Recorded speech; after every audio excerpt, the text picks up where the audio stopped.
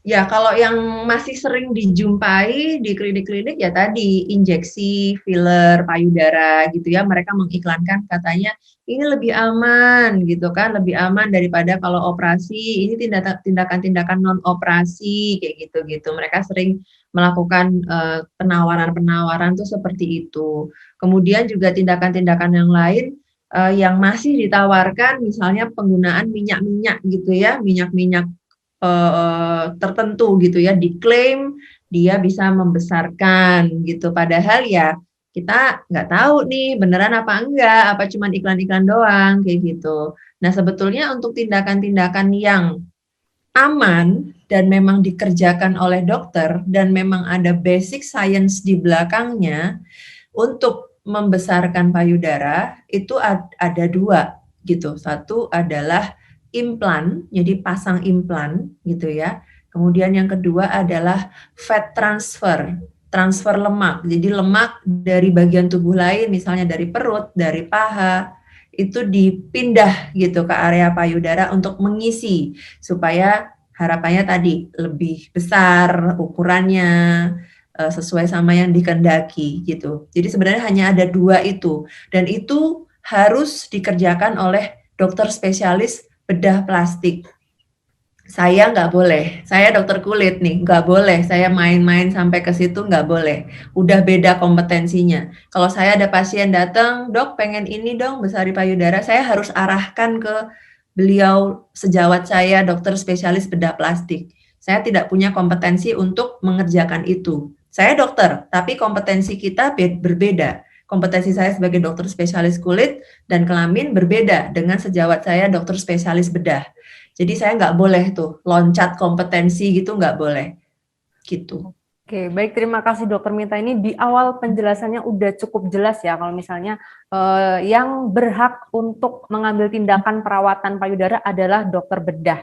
Nah, Dokter Mita, salah satu perawatan yang justru digandrungi karena harganya yang relatif murah mungkin ya, atau pertimbangan-pertimbangan lainnya adalah filler payudara yang memang menjadi topik kita malam ini. Ya. Nah, meskipun salah ya, tapi bagaimana prosedur melakukan tindakan ini sebenarnya? Apakah hanya disuntik atau ada langkah-langkahnya?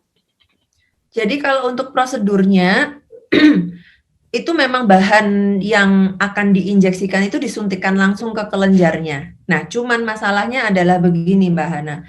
Tindakan filler payudara itu ilmu usang. Jadi kalau kita ngomong ini sudah ilmu yang obsolete. Dulu banget, sebelum tahun 2000, memang ada dokter-dokter mengerjakan ilmu filler payudara ini. Tapi ilmu pengetahuan dan kesehatan itu berkembang. Ketika kemudian ada sesuatu tindakan, ketika kita lihat ke depan pasien-pasien kok malah banyak yang muncul efek samping ya. Kok kelihatannya kok malah membahayakan pasien. Maka kemudian metode itu dievaluasi. Kemudian sampai pada satu titik filler payudara ini di-ban, dilarang untuk dikerjakan. Karena apa? Karena membahayakan pasien. Ya, dokter prinsip kerjanya pertama adalah tidak boleh membahayakan pasien. Keselamatan pasien itu nomor satu. Jadi ketika ada suatu tindakan yang kemudian dalam perjalanannya diketahui merugikan pasien, bisa menimbulkan efek samping, bahkan bisa menimbulkan kecacatan untuk pasien, dievaluasi. Nah, filler payudara ini salah satunya yang dievaluasi. Kemudian dievaluasi karena kok efeknya nggak bagus, membahayakan pasien dan lain sebagainya, maka kemudian di-ban, dilarang. Bahkan kemudian produk-produk yang sebelumnya, produk-produk filler untuk payudara yang sebelumnya sempat dilempar ke pasaran, itu mulai tahun 2000-an sudah ditarik. 2011, 2012 terakhir ada penarikan produk-produk filler payudara ini. Jadi sudah dilarang, sudah nggak boleh sebetulnya. Gitu. Makanya dokter-dokter yang kredibel, yang kompeten, yang track record-nya bagus, tidak ada yang mengerjakan tindakan-tindakan seperti ini. Nah, sekarang yang merajalela di Indonesia, tindakan-tindakan ini dilakukan bahkan oleh non-medis. Dokter aja dilarang, tidak boleh ngerjain karena ini berbahaya. Apa kabar ini dikerjakan oleh non medis. Dia tidak pernah belajar tentang anatomi tubuh, dia tidak pernah belajar tentang jalur pembuluh darah di tubuh kita itu di mana aja lokasinya, alangkah mengerikan sekali. Maka efeknya adalah ya seperti yang berita saat ini muncul, yang terblow up. Ada korban yang speak up. Apakah baru kali ini korbannya terjadi? Tidak. Sudah banyak sebelum-sebelumnya. Tapi yang sebelum-sebelumnya tidak berani berbicara ke masyarakat luas. Dia keep sendiri kasusnya, dia keep sendiri kesakitannya, dia keep sendiri kerusakan yang terjadi pada tubuhnya, dia benerin ke dokter spesialis bedah plastik, dia tidak up ke media, dia tidak up ke sosial media, dia tidak laporkan ke polisi. Sekarang rame karena korbannya berani bersuara. Nah, ini yang menjadi harus kita hargai banget. Tidak mudah untuk para korban ini mau bersuara.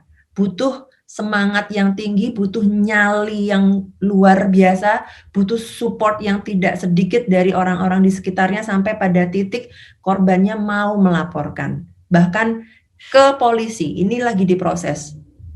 Kali dokter, ini mungkin ibaratnya korban ini menjadi double ini ya penderitaannya. Yang pertama dia sudah mengeluarkan uang dan kemudian dia jadi sekarang menderita kesehatannya. Iya. Nah, ngomong-ngomong soal kesehatan dokter, apakah efek dari filler ini bisa mengakibatkan kanker atau bagaimana bahaya kesehatannya? Kalau efek apakah bisa menyebabkan kanker belum ada laporan. Gitu, belum ada laporan. Tapi dilaporkan bahwa filler ini disebut berbahaya karena injeksinya itu nggak jelas disuntikin kemana. Resiko terbesar adalah cairan yang disuntikkan itu bisa masuk ke pembuluh darah, ya, bisa masuk ke pembuluh darah besar, nanti dia bisa menyumbat ke pembuluh darah yang lain, maksudnya kalau udah masuk ke pembuluh darah dia kan bisa beredar ke seluruh tubuh ya, bisa mungkin terjadi trombus, sumbatan, mungkin bisa jadi stroke, bisa jadi kejadian yang lain. Yang paling sering adalah infeksi, muncul infeksi, penolakan. Infeksi ini penolakan tubuh akan benda yang disuntikan ke dalam tubuh kita. Contohnya ya kasus yang baru ini, yang baru marak ini ya, yang baru heboh ini adalah itu kan terjadi infeksi berulang sampai nanahnya banyak sekali, harus didrainase, harus dikeluarin. Nggak satu kali operasi loh itu.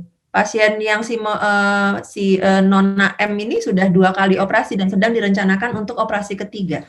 Biaya yang dikeluarkan banyak banget, sudah ratusan juta, hampir 200 kemarin katanya, untuk mengatasi infeksi yang tidak kunjung beres ini. Gitu. Terima kasih sudah nonton. Jangan lupa like, subscribe, dan share ya.